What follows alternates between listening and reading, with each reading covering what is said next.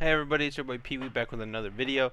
So today is going to be a video regarding three that comics that I think are, in my opinion, are probably the best female led stories that aren't in the realm of like the typical villainous or, you know, a hated daughter of like a family, neglected daughter of a family, right? Because we all know like those villainous tropes where like the characters reincarnated in either a book or a story of like a villainous in the body of the main villainous of the story.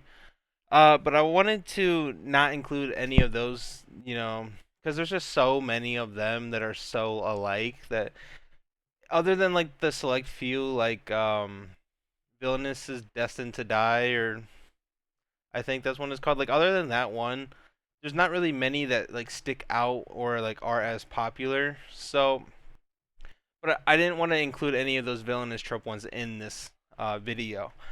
So these are just three manhua with female main characters that I think are relatively good stories. I feel like overall everything in them was done well, the character interactions, so on and so forth. But yeah, I guess we can just get straight into it. So the first one, which is I would say is probably my second favorite of the three, would be Reincarnation of a Businesswoman at School. A quick overview of this is the main character in her first life is like a spy, assassin. She is essentially tracked down by like some members of her family for like this pendant here. She's eventually gets killed by them, and then she reincarnates. Um, sorry, into the body of a high school student, and she decides that in this life she is going to not let the same thing happen to her. The kind of like power in this, because like she was like a spy and assassin one on a previous life, but she gets reincarnated through this pendant that gives her some like phoenix eyes power that like basically allows her to see stuff that others can't see. It enhances like her strength and stuff like that. But essentially in this comic, she basically just she goes from a normal high school student. She basically creates like a business, gets rich, takes care of her loved ones, and eventually falls in love. I will say that this I do like the main character a lot. She's kind of like a no nonsense type person, whereas if someone does something to her, she pays them back like tenfold for it, as you know that saying usually goes. She's a no bullshit type of person to where she doesn't beat around the bush. She doesn't try to like scheme or like do things behind the scenes. She's just upfront, does it in your face, doesn't give a fuck, and she just takes what she wants and does whatever she wants. But that I would definitely rate this like a 9 out of 10, 8 out of 10. It is finished, although comics doesn't have all the chapters on it. It is finished with like 230ish chapters.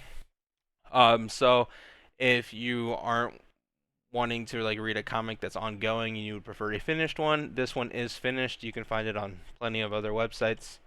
But that's the first one. The second one is probably my favorite of the three, which is Cheating Men Must Die.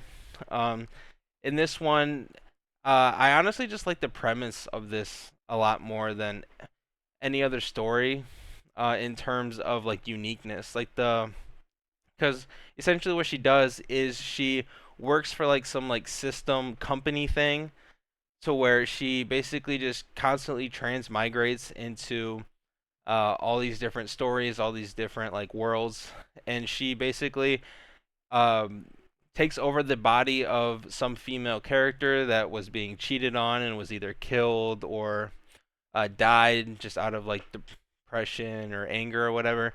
And she basically just gets payback on all of the people who hurt the character that she becomes, essentially destroying them, their livelihood, and so on and so forth. So just like how in the reincarnation of a businesswoman, the main character here also is a no nonsense, no bullshit type of character. to where the people that she takes over, like she can feel their emotions and all the memories and stuff that happen to that character.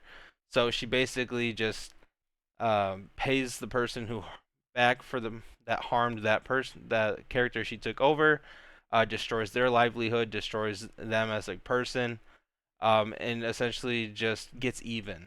And honestly, I just think the premise is cool, and I think the main character is done well. Um, I like her interactions with. There's like this, if you can see right here. There's like this tiny little like creature animal thing that transmigrates with her. It's like her system helper to like help her basically get items or stuff when she transmigrates. But overall, I think this is definitely a 9 out of 10, 10 out of 10 type of story. Um, it is like technically romance, but like not romance at the same time because she basically just leads all these guys on and then crushes them. So, overall though, there hasn't been a single chapter that I haven't read that I haven't enjoyed. So, but yeah, moving on to the final one, is called The Mesmerizing Ghost Doctor or The Ghostly Doctor. Quick overview of this one is this is a female lead in a cultivation story to where basically she's the leader of a sect who's like an assassin or poison and all that, and then she ends up dying, and then she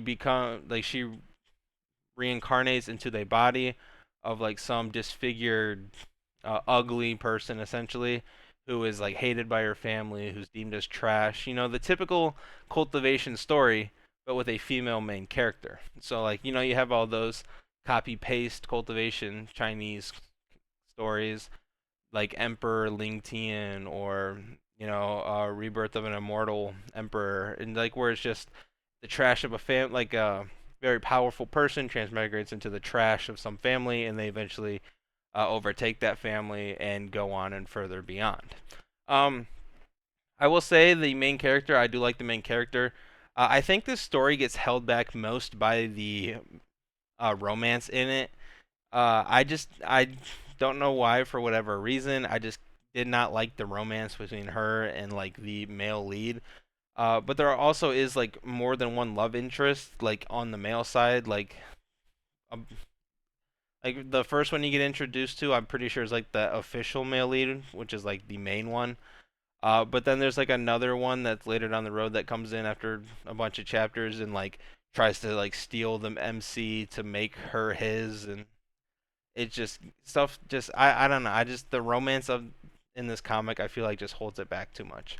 But this is just it is something that I would recommend simply because I have personally enjoyed it. Now I might have a higher opinion of it simply because this is the first comic I read that had a female main character, so it might seem better to me than for you guys, just simply based off the nostalgic aspect of it and for me. But overall, I think it's a good story. I think it's entertaining. If you like cultivation stories, you'll like this one. I just thought it was neat that it was basically just took like the typical cultivation comic and just gave it a female main character and tailor made it around the MC being female. So it's not quite the same, but it still is done pretty well. But yeah, if you guys want to check any of these out, I would highly recommend it. If there's any other types of videos you guys want me to see, any reviews, any recommendations, or like any type of list type thing that you want to see, let me know in the comments. I post on Tuesdays, Thursdays. I'm going to be trying to post Saturday and Sunday from now on as well to give you guys 4 videos a week rather than 3. But yeah, let me know what you guys want to see down in the comments, and I'll be more than happy to make a video. But yeah, that'll be it for this one. Peace.